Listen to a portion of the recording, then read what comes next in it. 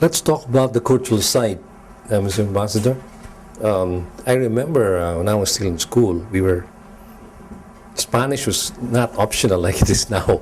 We're supposed to get 2 years of Spanish, studying the language when I was still in college. Now, but somehow, for one reason or another, it was made optional. Now, are there any other things that our countries can do to put this gap or narrow this gap, which I think has developed through time? As you said, there should be more information to the Filipinos, especially about this relationship we had. Are there any things in the pipeline as far as the Spanish embassy is concerned to narrow this gap, the information gap? There is an instrument, and we have to use it.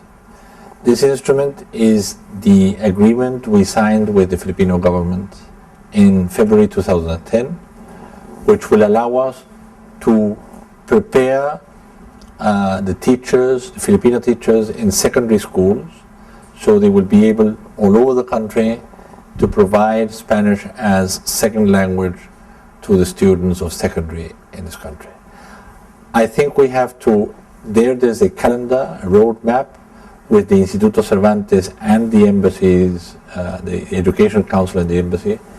We are moving ahead with the Education Department, and I hope that we can stick to that memorandum. If we fully apply it, we will be giving a big leap in our efforts to try and provide the Filipino people with an asset, which I think is Spanish language for everybody nowadays in the world.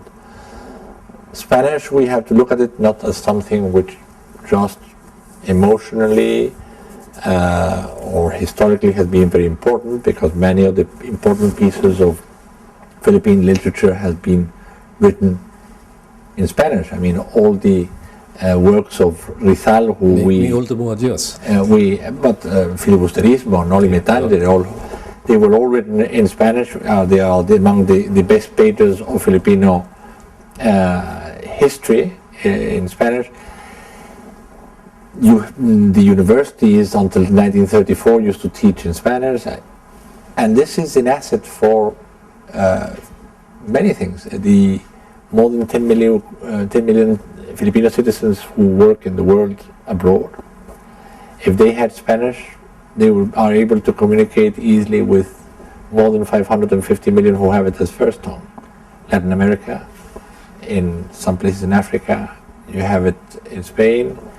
Many people have Spanish as a second language, and in the United States, where now 40 million people speak Spanish as first tongue.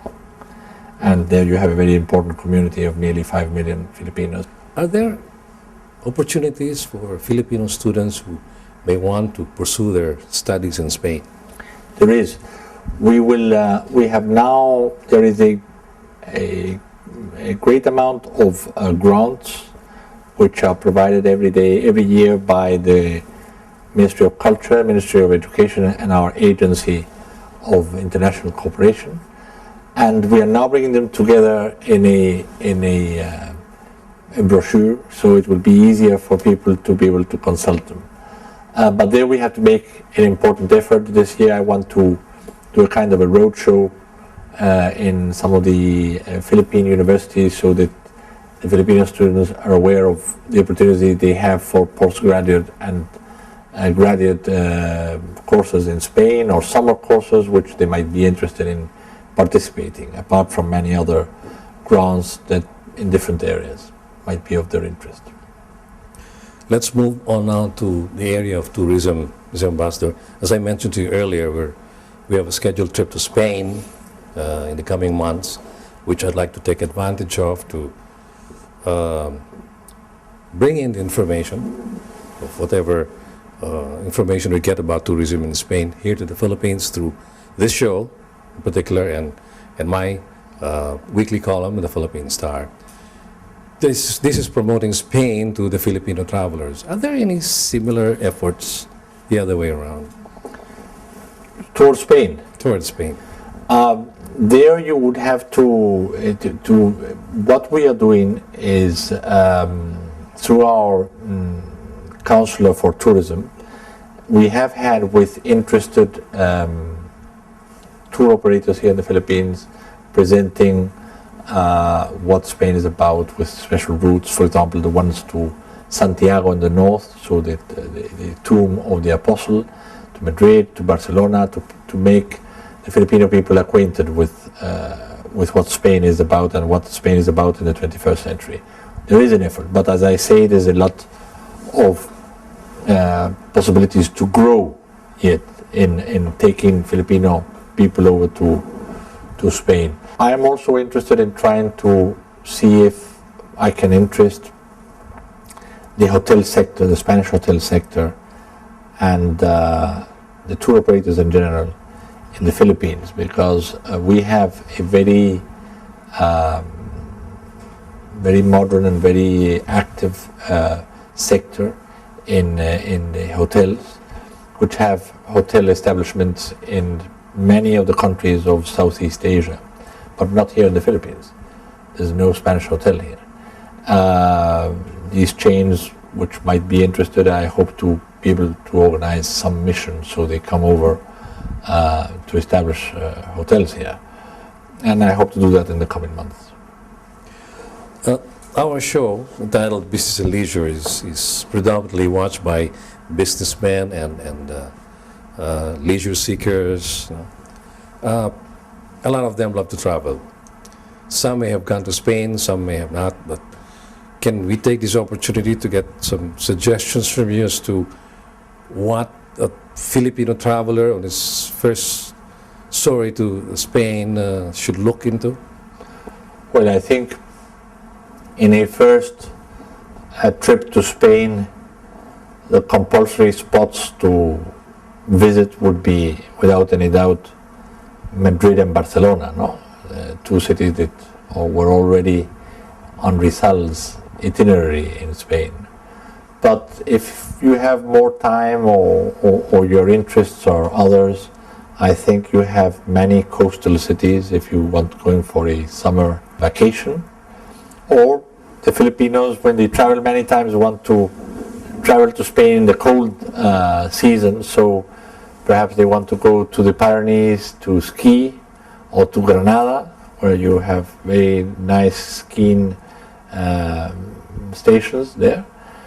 And then I would very much recommend that they circulate in the inner part of Spain, where you have all the important monuments which are worthwhile seeing, with cities like Salamanca, Sevilla, Cáceres, León.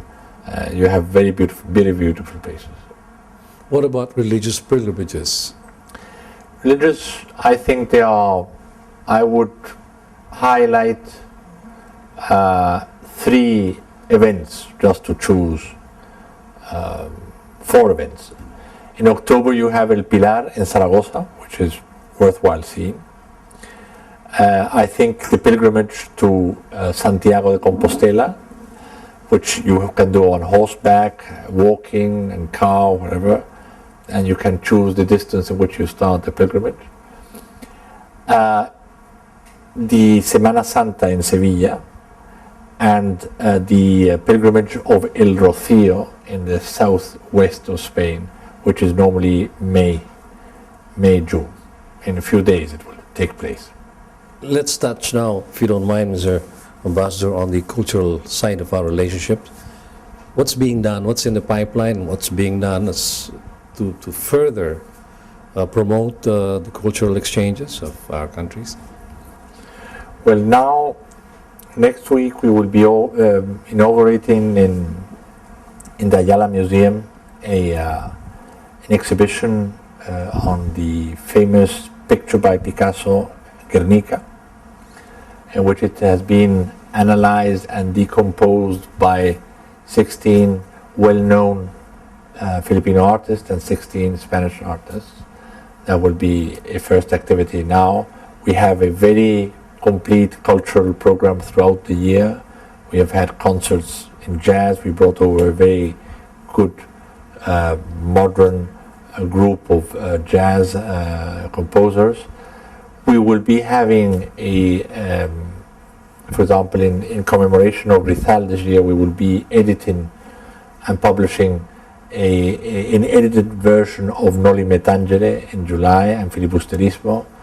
We will also be staging an exhibition of photographs of Spain of the last 60 years by the best 15 photographers in the Metropolitan Museum here in Manila. So we have a few activities already coming up. Earlier in our on-camera chat, Mr. Ambassador, you mentioned something about projects that you have in the Philippines. Maybe this is an opportune time to give our viewers an idea of these projects, ongoing projects that Spain has in the Philippines to help it develop further.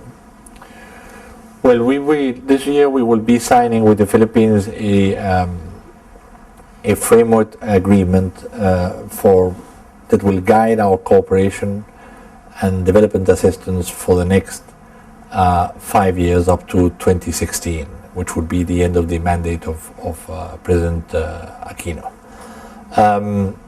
We will now, with the help of the Filipino government and all the other stakeholders, civil society, private sector, try and identify in which areas we are going to concentrate the development aid in these 5 years.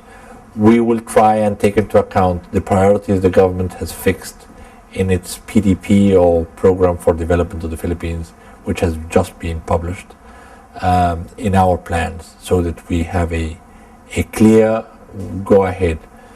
I can tell you already that probably among the priority areas in which we will be concentrating, we will have, without any doubt, health, education, and most probably also local governments, the reinforcement of the governance of local governments. Mr. Ambassador, it has been a very refreshing and informative session with you. I'd like to thank you very much for giving us the time. Before we let you go, would you like to take this opportunity to address our viewers for any message? Please, the camera is yours. Well, I would just like to end up by thanking the Filipino people and everybody who I encounter in this country for their very warm and kind reception, hoping to be of assistance to try and further the relations between our two countries in the years I will be here in Manila. Thank you very much. Mr. Ambassador, the pleasure is ours. Thank you. Thank you. Relationships between Spain and the Philippines span centuries. Much of the Spanish culture have been imbibed by Filipinos, from our language, cuisine, fashion, and even the afternoon siestas, which still being practiced in some parts of the country. We have these ties that shall undeniably stay, especially with the well-meaning efforts of our special guest this week, Ambassador Jorge Domecq, and our ambassador to Spain, His Excellency Ambassador Cesar Salinas, who, by the way, shall be our special guest next week.